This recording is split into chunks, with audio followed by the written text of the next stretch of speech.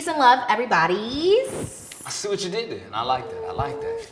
My name is Kylie Janae Lacey. And my name is Ivan Gaskin. Hello and welcome to another episode of Speak Up! We know you all enjoyed last week because clearly you're back. Absolutely. With that being the case, please allow us to get out the way and invite to the stage the people that y'all came here to see. Poets, please put your hands together. Poets, where y'all at? Our next poet has his own special brand of poetry he calls trap poetry. All the way from Washington, D.C., please give it up for Matt Capone.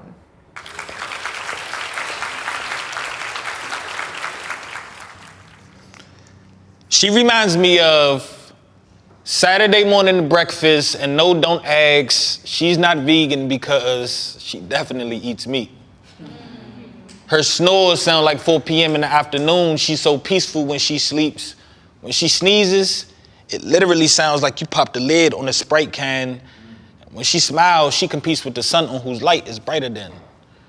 But she be wife. She be not up for the bullshit. She don't repeat shit twice, but she be firm. She be mother. She be lover. She'll commit a crime with the mob. She'll be nuck if you buck. I wonder how many pieces of perfect God put together to put you together. They say less is more, and I'm starting to understand why lesser is better, because girl, you look better. Girl, you taste better. You taste like bottomless mimosas and French toast mixed with razzle-dazzle crumbs from strawberries. See, she was poetry before the pen touched the actual paper. She was daylight savings. She was everything I expected in my expectations. She was solid. She was the medicine to cure my problems, nursing my emotions and prescribing love as the antibiotics. She was the solution. She was the beat behind heart's movement. She was Lucifer's guitar string. She was music. She was inspiring, requiring, respecting that you do it. She wasn't quick to believe words, but she was eager for you to prove it. She was a magician. So if you pulled the rabbit out of a hat, she'd call bullshit with the quickness. She was smart. She was my favorite part of any song. She was the instrumental when it starts. She was the piano and the harp. She was a familiar tune. She was what bloomed from a cocoon. She was a social butterfly. But she was imperfect, perfectly defined. She was dripped in melanin. She was brown. She was sound. She was intriguing. Like a good conversation, she was a breath of fresh air, but her beauty would make you lose your breath like fatiguing. She was rare. In a generation that rarely believed in prayer, she was a blessing. She was expressive, so no need to ask why she's expressing. She was herself on purpose. She didn't play girlfriend. She served a purpose. She was priceless. She was a vibe you couldn't purchase. She was it. Okay. And no matter how many transactions, the only transaction she cared about is time being spent. She was a dream come true. She was love at first sight turned into a one knee and I do. She was my wedding vows in human form.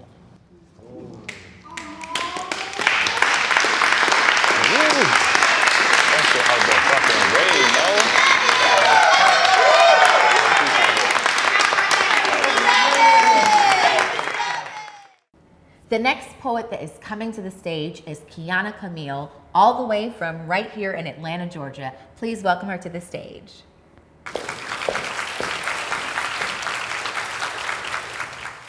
Will rise.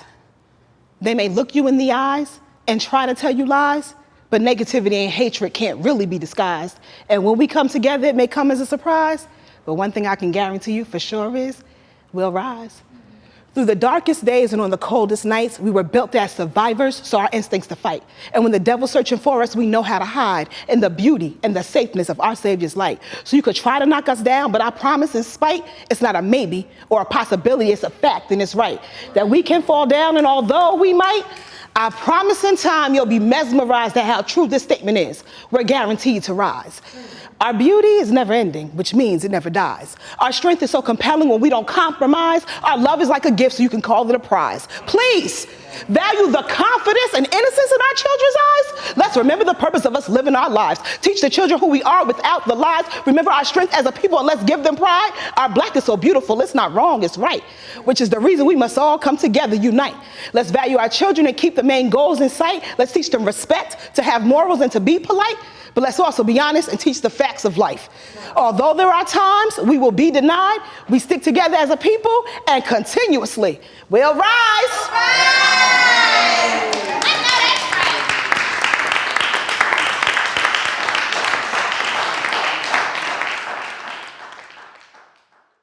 Our next poet coming to the stage all the way from Atlanta, Georgia is Liaa Is Poetry. Please, from your living rooms, give her a round of applause.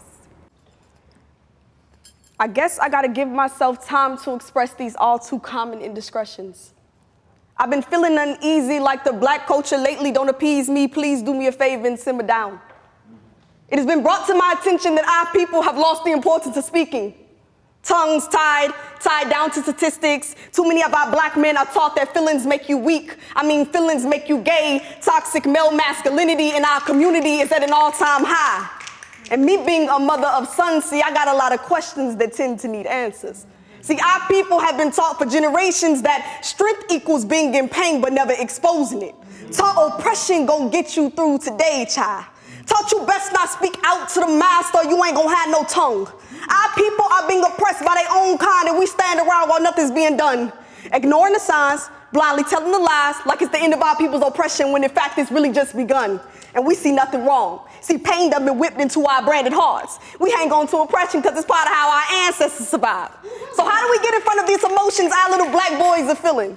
Because mommy wants her sons to be strong, longs for her sons to be ready, steady, spitting poetry to remind you, baby boy, you are strong at heart. That you are a leader and by far a follower, following in the footsteps of kings, but somewhere lost in translation. You have been taught to feel, but never exposed to parts of you might not understand yet. Taught early on that a fall and a scratch should be dusted off and wiped away like it never happened and hush. Shh. You better not cry, dry your eyes, be a man, little boy. I said hush. Shh. You better not cry. We're teaching our sons to hold boulders too heavy for them to even comprehend the reason why they must carry them in the first place.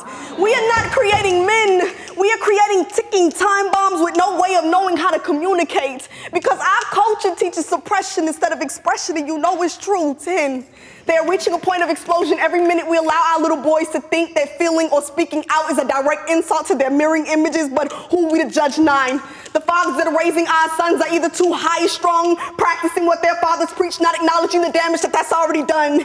8. Men pass down the burden while still trying to hide behind pride. 7. Too proud to admit that little boy still lives inside. 6. Scared of the reaction you might get if you actually admit to the turmoil that lives inside you. 5. I know generational gratification somehow justifies this. 4. It's okay to teach our sons to be strong, but holding their voices hostage just gotta be a crime. 3. Toxic male masculinity is a terrible shorthand for a real problem plaguing men. 2. Hiding behind mass pain don't make you strong, it makes you susceptible to vulnerability, leaving doubt that haunts you spiritually. 1. How about we not become the ones to pass our sons the detonator and watch as they blow up? Allow them to create their own identity without feeling the pressures of toxic male masculinity, because it's hard enough carrying the pressures alone. So how about we help them carry the load instead of loading them with burdens to carry alone?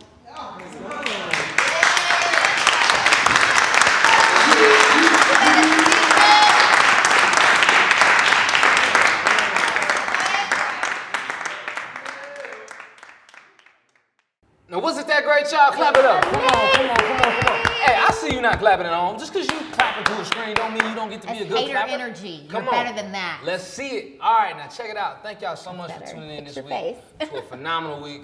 Speak Up. Speak Up. Now, Brought to you by the Everybodies Network. What else do we have to tell the people to do? Like, comment, and subscribe, please, because we want to see you right back here clapping all over again. Next week. Absolutely. Only on Everybody's Network. See y'all then. Till then.